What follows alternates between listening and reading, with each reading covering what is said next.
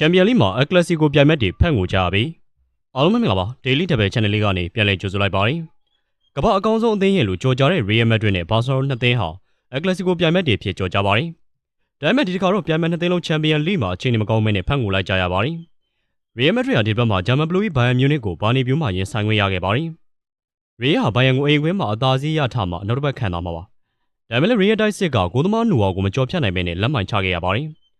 ဘိုင်ယန်ဘက်ကအခွင့်အရေးတွေကိုရရင်ရသလိုအသုံးချနိုင်တာကြောင့်တူဝက်နဲ့နိုင်ရရှိပြီးတော့ဒုတိယကြော့အတွက်တခါတည်းအသာစီးရယူသွားပါတယ်။ဘာစရာကလည်းထူးမခြားနာပါပဲ။ဘာစရာကအက်တလက်တီကိုမက်ဒရစ်နဲ့လာလီဂါဒါဘီရှင်ပြိုင်ကစားခဲ့ရတာပါ။အက်တလက်တီကိုကဖလားပွဲတိုင်းမှာဘာစရာကိုဒုက္ခပေးနေပြီးတော့ကိုပါဒေရီတုံးကတခါဖြုတ်ပြီးပါပြီ။ဒီတစ်ခေါက်ချန်ပီယံလိတွဲဆုံမှုမတိုင်ခင်လာလီဂါမှာဘာစရာကအလဲလူကျေးဇူးနဲ့တယောက်ယောက်အက်တလက်တီကိုတူဝက်နဲ့နိုင်ရထားပါတယ်။ဒါကိုတေးမှတ်ထားတဲ့စင်မြူနီရဲ့အသင်းဟာဒီပွဲမှာတွင်ပေါင်းတောင်းသွားပါတယ်။ဘာစရာတို့ပထမပိုင်းပြီးကနေမှာတဲ့အနေကနေတယောက်ထုတ်ခံလိုက်ရပြီးတော့အက်တလက်တီကိုပြုတ်သမျှနူးရပါတယ်။အက်တလက်တီကိုအတွက်ဟူလီယန်အေဗာရက်စ်နဲ့အလက်ဇန်ဒါဆောလာတို့ကသွင်းကိုတွေရယူပေးခဲ့ပြီးတော့တူးစီးနဲ့နိုင်ရရှိခဲ့ပါတယ်။အာဆနယ်ကတော့ပထမကြော့ဝေးခွင်းမှာတဲ့စပိုတင်းကို1စီးနဲ့နိုင်ယူပြီးတော့အမရစ်ကိုချီတလန်းကြိုးထားနိုင်ခဲ့ပါတယ်။လက်ဘိုကတော့လက်ရှိချန်ပီယံ PSG နဲ့ရှင်ပြိုင်ကစားခဲ့ပြီးအဝေးခွင်းမှာဂိုးပေါက်တောင်တစ်ချိန်မှမတည့်လိုက်ဖ ೇನೆတူးစီးနဲ့ရှုံးနေခဲ့ပါတယ်။ချန်ပီယံလိမှာလက်ရှိအနေထားရတော့အက်ကလစီကိုပြိုင်မဲ့တွေအခြေအနေမကောင်းတော့ပဲ